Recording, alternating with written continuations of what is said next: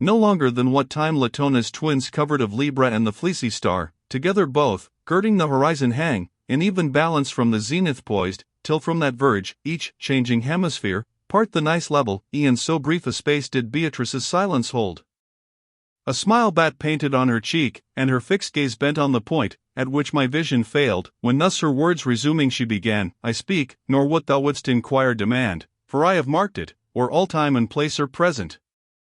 Not for increase to himself of good, which may not be increased, but forth to manifest his glory by its beams, inhabiting his own eternity, beyond time's limit or what bound soe'er to circumscribe his being, as he willed, into new natures, like unto himself, eternal love unfolded. Nor before, as if in dull inaction torpid lay.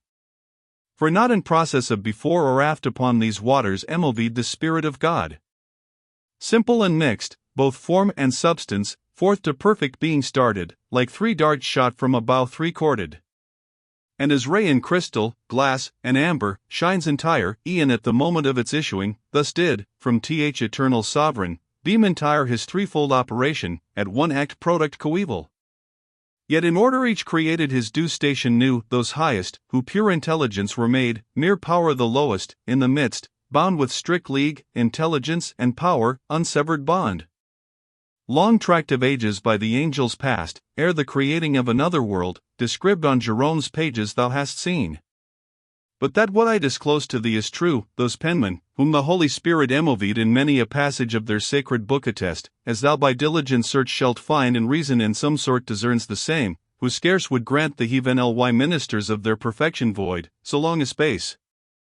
Thus when and where these spirits of love were made, thou knowst, and how, and knowing hast allayed thy thirst, which from the triple question rose. Ere one had reckoned 20 eon so soon part of the angels fell, and in their fall confusion to your elements ensued. The others kept their station, and this task, whereon thou look'st, began with such delight, that they surceased not ever, day nor night, their circling.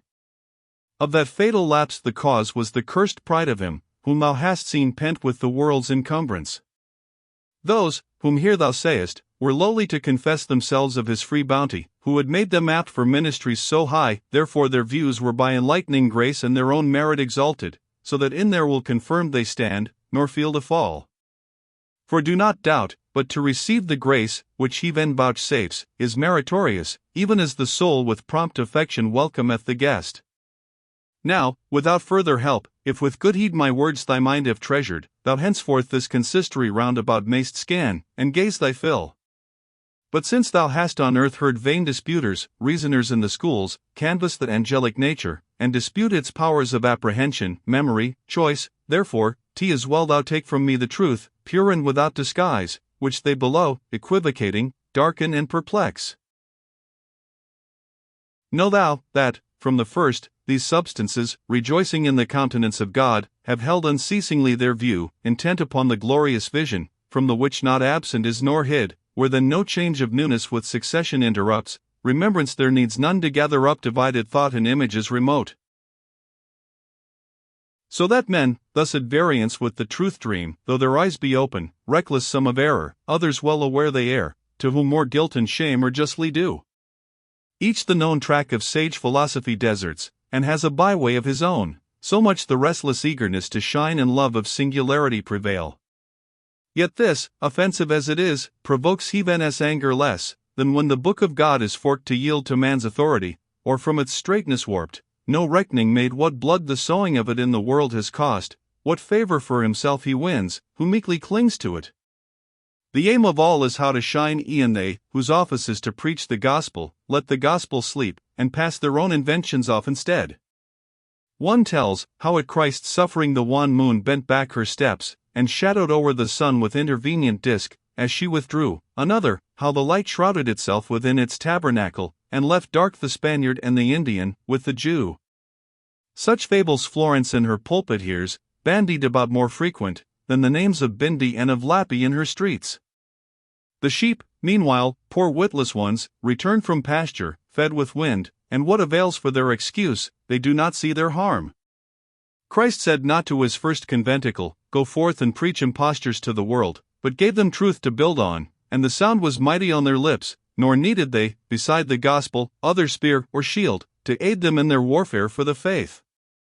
The preacher now provides himself with store of jests and jibes, and, so there be no lack of laughter, while he vents them, his big cowl distends, and he has won the meat he sought. Could but the vulgar catch a glimpse the while of that dark bird which nestles in his hood, they scarce would wait to hear the blessing said. Which now the dotards hold in such esteem, that every counterfeit, who spreads abroad the hands of holy promise, finds a throng of credulous fools beneath. Saint Anthony fattens with this his swine, and others worse than swine, who diet at his lazy board, paying with unstamped metal for their fare.